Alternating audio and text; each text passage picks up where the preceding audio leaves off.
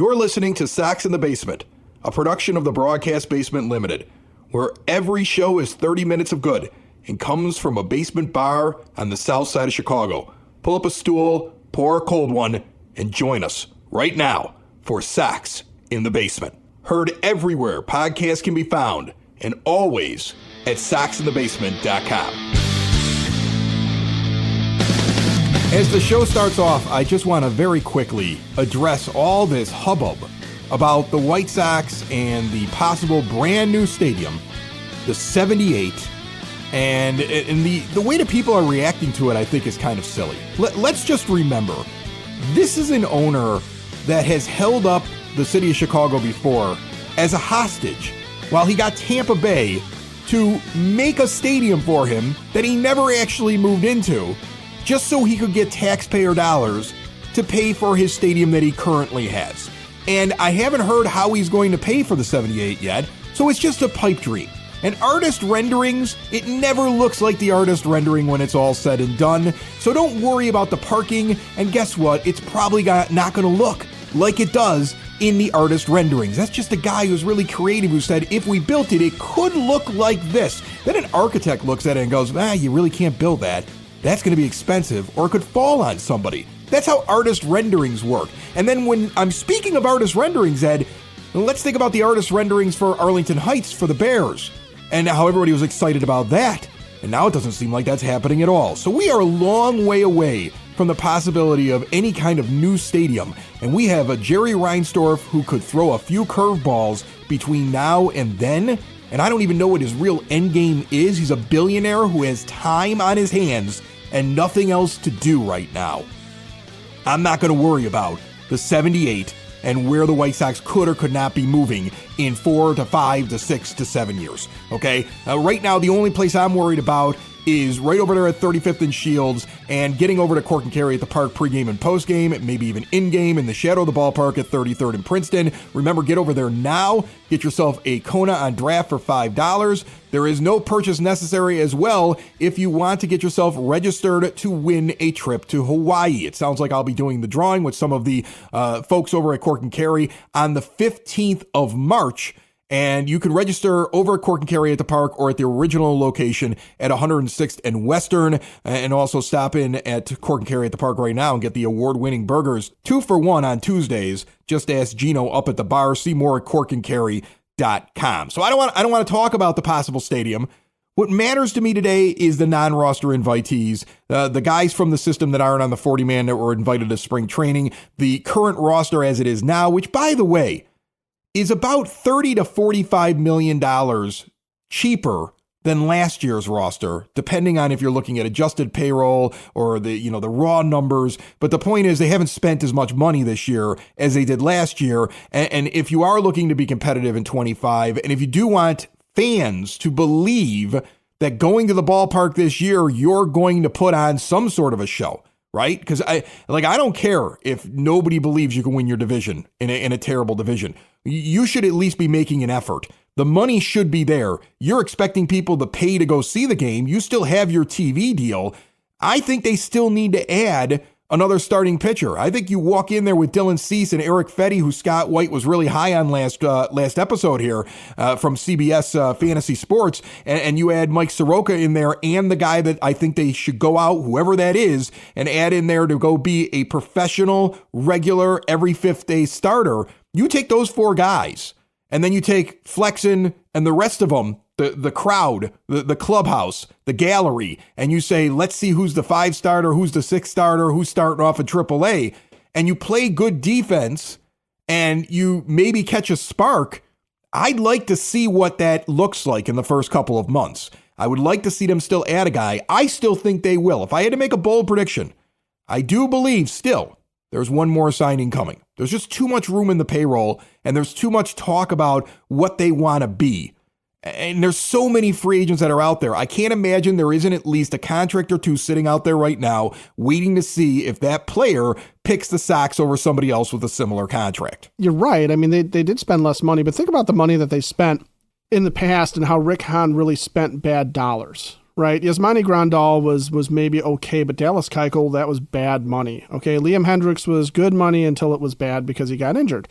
There's bad money that was in Joe Kelly. There was bad money to a certain degree in Kendall Graveman. There was bad money all over that park. I mean, I'm not even going to bring the guy up. You know who I'm talking about without me even saying his name, who earned a contract for one home run. The question becomes, who amongst these free agents is looking to lock down, okay, and be part of something for a few years where they are going to want to come here and build, right? And be, like you said, that every fifth day starter, be that guy that's part of the rotation for a few years. And possibly quick build, too. Remember that. Possibly quick turnaround there where you're not asking him to show up and be on the Pirates for the next 5 years. No. That's what I mean. Like, this is not, and God, I still bristle. Everyone's like, oh, they're rebuilding. They're really not rebuilding. They're not rebuilding because if you rebuild, okay, first of all, if you rebuild, then what you do is you don't put Nicky Lopez and Paul DeJong on your field, okay? You don't bother doing anything in terms of free agent signings. There's no Chris Flexens of the world. No, okay? And you don't even add Kevin Pillar because you want the young guys to play. And you certainly don't pay for Martin Maldonado and Max Stassi. You certainly don't. No, you what you are doing here, what Chris Getz is doing is he's trying to turn the team around in terms of give me some baseline, not great stars, but some baseline professional players so that I can challenge the young guys to come up and be better. Okay. And also, this was not a great free agent year. It's one of those where coming into it, I mean, Shohei Ohtani was never coming here. Okay. And you're not going to sign Blake Snell. Hell, nobody wants to sign Blake Snell at the price he's asking. Nobody wants to sign Cody Bellinger at the price he's asking for. But you can't tell me that Kevin Kiermaier really does anything to move the needle on this team. You can't tell me that Harrison Bader's worth money. You can't tell me that Aaron Hicks at this point is worth money. I'm looking at outfielders, okay? It's just, it's not a great year for somebody to come in and say, this is a guy I want to put on my field for a long period of time. There's a few of those dudes, but most of them are either really high-end guys that are not really looking to come into something where it's going to even take a year to build, right? Shohei Ohtani wanted to go to the Dodgers because Shohei Ohtani wants to go to the World Series now before his arm completely falls off and he can't even swing a bat. But, could you have sat there and said, all right, well, I'm looking at guys that signed for multi-year deals, and there really aren't any either. It's all 1 year, 2 year guys. Okay. So you're going to have options in the next offseason as well, but I'm looking at starting pitching right now. I mean, I see some 1 year deals, Ed. I do. I mean, I would have no problem with bolstering your rotation for 1 year again with Zach Greinke or even Rich Hill. I mean, why don't we bring in Big Dick Mountain for 1 year? Just to kind of to contribute and be somebody that can eat some innings. Find somebody else. I think one more arm should be in there. I think I think what they're doing with their rotation is very different from what their philosophy seems to be with team defense. And you got to earn a spot on. And Oscar Colas doesn't have anything that he's guaranteed. And that's the thing that I'm waiting to see happen.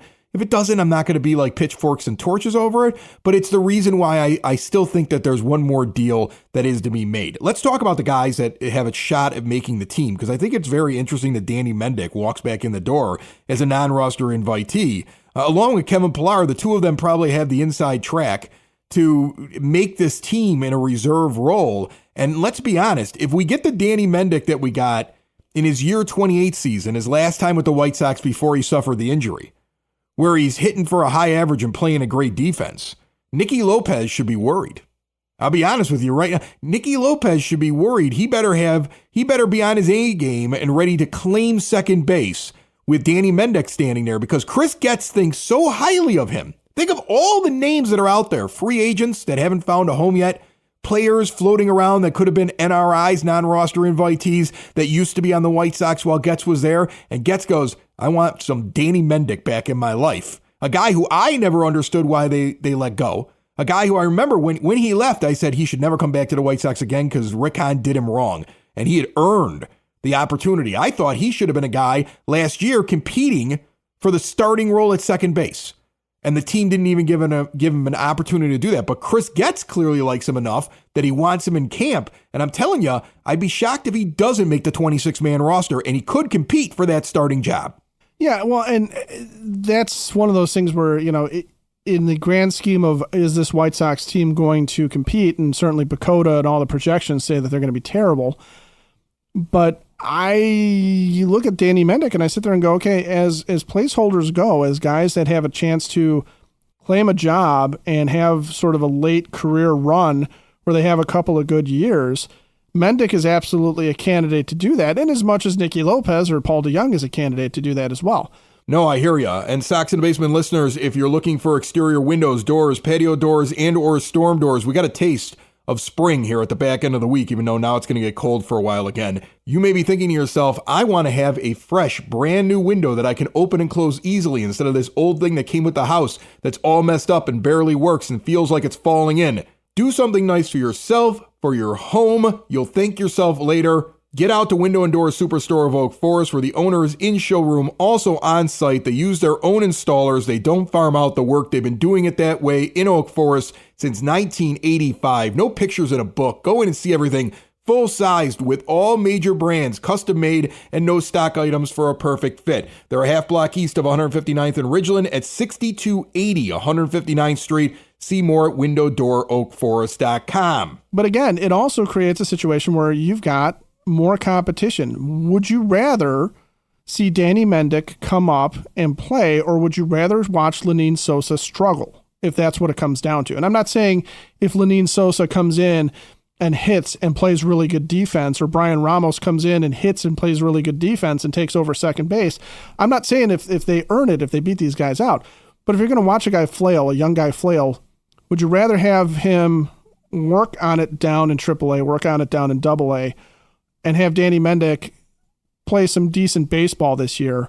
Or would you rather watch the young guys flail? Because if it's a full-on rebuild, okay, and you believe in these prospects and you believe that these guys are not flawed in some way and you want them there, then Danny Mendick doesn't get a non-roster invite because Nicky Lopez is already in place. Okay? Right, and you want the younger guys to have an opportunity. You have so many infielders that are on your 40-man roster already. Why do you need him there? Unless you would consider the possibility of breaking camp with him and then somebody else is off the 40. And I think it speaks to Getz not liking his team. He said that. He doesn't like his team. And it's not that he just doesn't like the guys who are the everyday starters. Not that he doesn't like the makeup of the team that goes out there and tries to play all 162. He doesn't like the team from top to bottom. He's not a fan of some of the guys that Rick Hahn was a fan with. Remember, Ben Zobrist 2.0, Romy Gonzalez, DFA'd and on another team because he was not in the plans of Chris Getz. That's the thing. You see guys like Danny Mendick show up, and you have to think to yourself, like, he's still trying to basically not only have competition, but, best guy is going to get on that roster. That was always the problem with this team. The amount of times we sit there and say, why are we holding on to this guy? Because we can't admit that he didn't work out. Rick Hahn could never admit, Kenny Williams could never admit when a guy didn't work out. Chris Getz he's very fortunate that he can say, I didn't put this guy on the 40-man roster. I might have been here, but I didn't agree with that. These are not his guys. So he can sit there and just be cutthroat, which every GM, any good GM needs to be cutthroat. How many times have I said that? You need to be heartless. You want to be nice to a guy, that's great, but you really shouldn't care about if he bought a new house. Does he have a new condo payment? Does he have a kid on the way? No. How does he hit? Does he field the ball well? Is he improving? And is he worth being on your team? And is he worth paying money to? And if he's not, then get him out of here. And that's how a GM should operate if he wants to go and win. And I see Chris Getz doing that. And I look at the guys that he's asked to come to spring training that are already part of the White Sox organization, but are not on the 40-man because they don't need to be on it yet. And I see a guy like Nick Nastrini, and I go, there's a guy who might find a way to steal a job. I see a guy like Kai Bush, and I wonder, could he get in there and have a big spring and make them have to think? And then I also see guys like Edgar Caro and Colson Montgomery, where it's like they just want to see what they have. But there's a bunch of names. I want to say there's 14 guys from inside the organization that are not part of the 40-man and 11 non-roster invitees showing up along with the 40-man roster to go and compete in Major League spring training, and everybody has competition. We talked about it last week. Gavin Sheets better not think he's automatically on the 26-man roster, Because think about it. If you start saying, well, we got versatility and speed and defense, but we're going to have to give up the big left-handed bat that comes off the bench, that's something that could be expendable. You know, so I really am looking forward to pitchers and catchers showing up on the 14th here of February and getting into the competition and seeing who rises to the top. I don't have a horse in the race. I think that's the fun thing about this spring training. I'm not worried about one guy beating another guy. What I want, and this is all I want to see, is I want to see a team give equal opportunity for these guys to excel in spring and then to realistically evaluate, is this real if he's playing well? Okay. And are we willing to go with the unexpected player who has shown us something over the guy that we had hyped or the guy that should be in there? Right. I think this is going to be a very different spring training. I don't think anybody's got anything guaranteed to them at all. And I think you're going to show up and you're going to have to earn your way on the 26-man roster. You're going to have to earn your way on the 40-man roster. You're going to have to earn your way into the starting lineup. And that's the kind of baseball I want to see. And if you get that kind of baseball, I don't care what Pacoda says. They're not a 100-loss team. If you have a team that's hungry and you have professionals that are trying to play baseball, yeah, sure, they're probably not winning the division, but they're not a 100-loss team, okay? Because they have motivation, and they showed you in spring they were ball players ready to play ball. And there were too many guys on this team over the last few years who were not ready to play ball, who were not really ball players. They were just people that had a set of skills that got thrown into the mix and were told, well, look at this guy's skill set. He should be good. But was he really a ball player? And that's the only thing I'm looking for in spring. Are we looking for ball players and rewarding those that are hustling and playing the game right and showing us something? And are we letting somebody that proves themselves beat out somebody who was in the original plans who didn't come in with that attitude? Because this is, again, if this is not a year you're competitive, okay? I'm not trying to be Hawk Harrelson with the TWTW, right? I'm not trying to be a meatball here, but I do want guys that want to be here and want to give everything out there. And that should be rewarded in spring training for the White Sox. Well, and this is one of those things, too, where it's like, well, what does it take to be competitive, okay? Because you have the Rick Hahn, Kenny Williams version of it, which is a superstar at every position, okay? It's got to be a guy that has some sort of all-star pedigree. And I agree, most teams will look at it and sit there and say, we're trying to develop players so that we think that we have star power and not just replacement level at every position. But you also have to have some of that, okay? You have to have some pluggers. You got to have some guys that are going to go out there and just be ball players, and you can't necessarily afford to have superstars at absolutely every position. Even the Dodgers don't have superstars at every position, okay? They run through pitchers an awful lot in the Dodgers organization. They run through prospects. They'll hold on to a few guys here and there, but think about their outfield. Can you tell me that their starting outfield in this entire run that the Dodgers have been on for about the past decade has been all superstar players? And can you even name their starting outfielders right now? If you're just a casual fan, I bet you can't, because they're not superstars. But that's sort of the mentality that I think White Sox fans have come to expect is that every single guy that we put on the field has got to be somebody that's really, really great.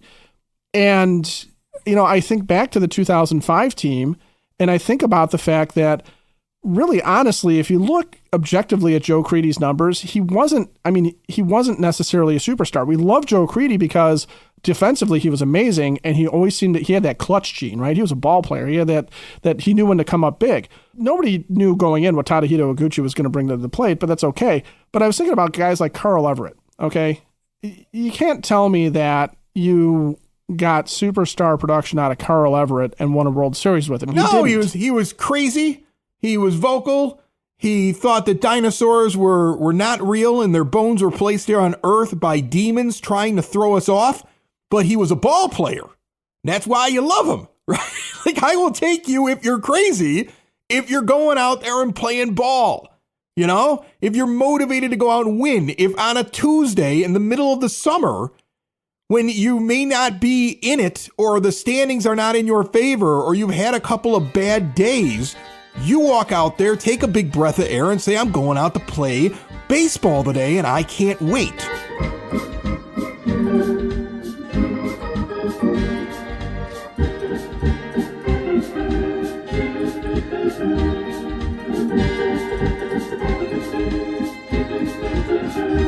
Sox in the Basement listeners, when you combine State Farm home and auto insurance, you save an average of $889. State Farm agent John Harrell is ready to help you combine home and auto and save in Chicagoland. Call him today at 708-481-4500. Like a good neighbor, State Farm is there. Average annual per household savings based upon a 2019 national survey by State Farm of new policyholders who reported saving by switching to State Farm.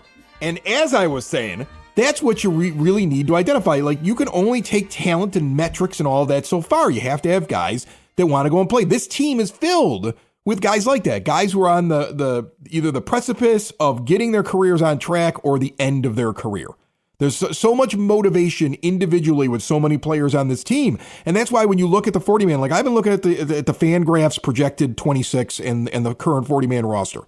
And I see, like right now in their rotation, Cease, Fetty, Kopech, Soroka, Flexen. All right, fine. That's the odds-on favorites for the rotation. If things are going well in spring training and they're evaluating players right, that will not be the starting five because somebody else will force their way in and they'll reward it. The bench is Max Stassi, Gavin Sheets, Danny Mendick, and Kevin Pillar. That's the projection right now from Fangraphs. But if somebody forces their way in, maybe that changes. Maybe the starting lineup that's projected changes. Maybe a guy who's on the 40 finally gets dumped off and somebody else makes their way back onto it. Maybe somebody surprises. That's what I want to see in my spring training. I look at this bullpen. Folks, this is not a bad bullpen. Like, that's the thing. Like everybody's like pining for Liam Hendricks right now. Like, oh, you should sign him and let him rehab all year and then bring him back. And, you know, that's great. But I don't worry about closers when my team's not competing because you'll find a closer when the time comes. But I look at this projected bullpen, and John Brebbia is a good pitcher and supposedly a very good clubhouse guy. Okay. Jimmy Lambert has had some really good stretches coming out of the pen. Tim Hill is a very capable left-handed guy. Touki Toussaint is actually more of a bullpen swing guy than a starter. If he ends up there instead of as a starter, that's an improvement in your bullpen. They have guys that, and you know what? There might be a guy right now who's going to compete for that rotation, who's going to slide into that bullpen as well and make it good. And that's what I want to see this team do. The thing that frustrated me most about the White Sox in all of the tenure of Kenny Williams and Rick Hahn, but really over the last 5-6 years, has been the idea of they treat their players like bad coaches in Little League baseball. Guys who look at a 7-year-old or an 8-year-old or a 9-year-old and say, you're a catcher. You're a shortstop. You're an outfielder. That's all you are, even at that young age. And when the kid goes out and performs in a different way or shows a different skill set or says, I think I can be something else, they're already pigeonholed into what they're going to be at that very young age earlier in their development. If you've had kids, if you've participated in youth sports, you know what I'm talking about. The White Sox, very similarly, are like, you're a first-round draft pick. You have expectations. We're going to hang with you longer. You're a low-end draft pick or somebody that wasn't part of the plan. We're not going to give you as good of a chance. And where has that gotten them? Where has that gotten them? Where has it gotten the guys who looked at it that way? They're not employed anymore. Okay, so that's what everything I've seen from Chris Getz up to this point has been different. It's different how he evaluates players. It's different how he's built his team. It's different how he went out and changed the inner workings of some of the people that are doing talent evaluation and development and things like that. I expect more differences to continue, right? I'm hoping that's different too, because that has been one of the biggest hangups with the White Sox. The idea that, I'll go back to it. Last year, this time, everybody kept saying Eloy should be a DH. He gets himself hurt. He's not the greatest defender in the world, and we like him to just DH. And Eloy's going, but I'm not a DH. And they caved to him. They're sitting there like apologizing to him in the press. Oh, no, we're going to play him more. We're going to do this. No. Stop that. I don't care what their expectation is. I don't care what their draft position is. I don't care what they're making. The best players play in the position that makes the most sense to help the team and win the most ball games. If you're not doing that, you can talk about culture all you want to, but it's just hot air. You want to change the culture. That's what I expect, not only in spring training, but throughout the rest of the season. Up until this point, the idea that he wouldn't give Oscar Colas a job right off the bat, the fact that guys are all competing, the way that he brought in new players, the way he really changed pretty much all the middle infielders on his 40-man roster. He just cleaned house in a lot of different areas and brought in different personnel. Suggests to me that it is going to be the right way. But that's what I'm watching for here this spring. I want to see that. If I'm not going to be concerned about are we going to the World Series this year, that's what I want to see from my team. That will get me out to the ballpark. You want me in the seats? You want me spending money? Make me enjoy watching the team. Take away me being upset because I'm sitting there going, why is this bum still playing when so-and-so should be out there? Take that out of the equation. I'll enjoy the games a lot more. You'll see me there more often. Well, and I got to be honest with your little league coach thing. That's not where I thought you were going, because I always felt like Rick Hahn and Kenny Williams treated certain players like that's my child. So therefore, my child is going to play shortstop. My child is going to be a starting pitcher. My child is going to be in the premium position. He's going to hit third, and and you force feed this person in because you have particular feelings about them. Tim Anderson would have been a better second baseman last year with Elvis Andrus at shortstop. You would have improved your defense. Oh, 100%. Okay, and you would have taken pressure off a guy who was struggling and you should have moved him down the lineup, and you didn't do it. That kind of stuff can't happen anymore. Well, and here's the other thing too is there's a certain amount of heartlessness that has to be, you hear players say it all the time, well, it's a business. Okay. Yeah, it is. And there's got to be a certain amount of heartlessness in business because you cannot get attached. If you're the general manager, you cannot get attached to certain players. You can be always hitched with them because they are somebody that your expectations and your success rises and falls on, but you can't have a personal attachment to these guys. What I really like about the heartlessness of Chris Getz in this is the idea that there really isn't anybody that is safe. I don't have favorites is kind of what I think Chris Getz has sort of said about this team. I don't like the team in general. I don't really have favorites. I'm going to create competition. You're going to have to earn it. Okay. And we've said that over and over again, but also, just the idea of sitting there saying, I would trade. I mean, you're right. Eloy Jimenez, last year, they're apologizing that they're not making him the everyday left fielder because they signed Andrew Benintendi. Now he's sitting there going, well, I'd love to trade him, but nobody wants him. Right. And that's what you're hearing in the press about Eloy Jimenez. I'm sorry. He's just not a guy that has a market right now. Eloy Jimenez would not be on this team if there was a market for Eloy Jimenez.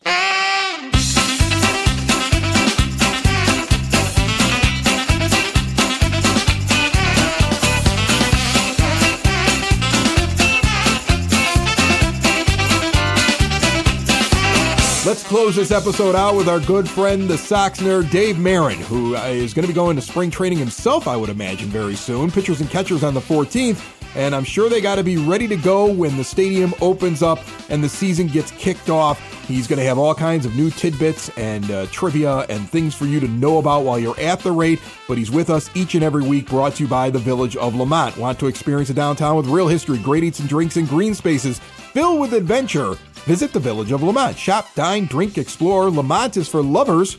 If you're looking for plans for Valentine's Day, check out everything they have going on at lamontdowntown.com. Nerd, what's going on?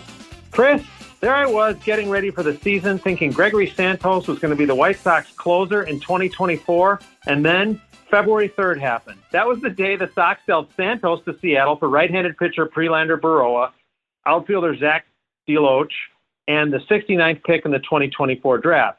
The trade left the Sox with no clear-cut closer, prompting GM Chris Getz to say time will tell who will step into that role. This marks the second consecutive season the Sox have headed into spring training with the closer's job up for grabs. Last spring, if you recall, the Sox were waiting on Liam Hendriks, who was in the midst of a courageous comeback from cancer, and eventually settled on Ronaldo Lopez, and then shifted to Kendall Graveman, and then to Santos, and then to Brian Shaw as a stopper. None of those pitchers are with the Sox this season, and to paraphrase Rick Pitino, Roberto Hernandez ain't walking through that door, so the search is on for a closer. Two names that have come up are Michael Kopech and Garrett Crochet. Kopech has no saves as a pro, but was an effective member of the bullpen that helped the Sox win the Central in 2021. Some of his numbers indicate that he might be a good closer. When he was a full-time reliever, Kopech held foes to a 225, 295, and 397 slash line while averaging 13 strikeouts per 9 innings. And let's face it, there were some games that season where he passed the eye test as a reliever. For example, on July 11th, 2021, Kopech fanned the side on 13 pitches and picking up a hole. There were times in his rookie season of 2020 where Crochet passed the eye test in a big way too. Like Kopech, Crochet had a full season of work out of the bullpen in 2021 with some promising numbers. His slash line was .213, .308, and .289, while averaging 10.8 strikeouts per 9 innings. Crochet has no pro saves, but he did save 4 games in his first 2 seasons at the University of Tennessee. There is something there for both pitchers when it comes to closing, but both are on the mend and looking to recapture the form that made them so promising and fun to watch in 2021. Their exploit should be the most watched of spring training. Baroa is someone to keep an eye on, too. While he has barely pitched above Double-A, he did save 6 games in the minors last season while averaging 14 strikeouts per 9 innings. My zinger, speaking of Kopech, on March 11th, 2014, Kopech took a tough luck loss as his Mount Pleasant High School team fell to White House 2-1 in a game that was crawling with pro scouts. Kopech gave up 2 hits, 200 runs, and struck out 12, but he took the loss because his team was no hit by a pitcher who struck out 16. That pitcher's name? How about Patrick Mahomes? Ever heard of him? That's it, Chris. More than you probably wanted to know about Kopech, Crochet, Baroa, and the GOAT, Mahomes. That's the nerd as we close out the show. You kept all your Danny Mendick stuff, right? In case he makes the team? Oh, you know it. You know it. I want to hear the stat on how many buttons he's unbuttoned in a game at the plate. I would imagine it's 4, maybe 5. Wow. Sox in the basement. Sox in the basement. Sox in the basement. Sox in the Basement. Heard everywhere podcasts can be found and always on soxinthebasement.com.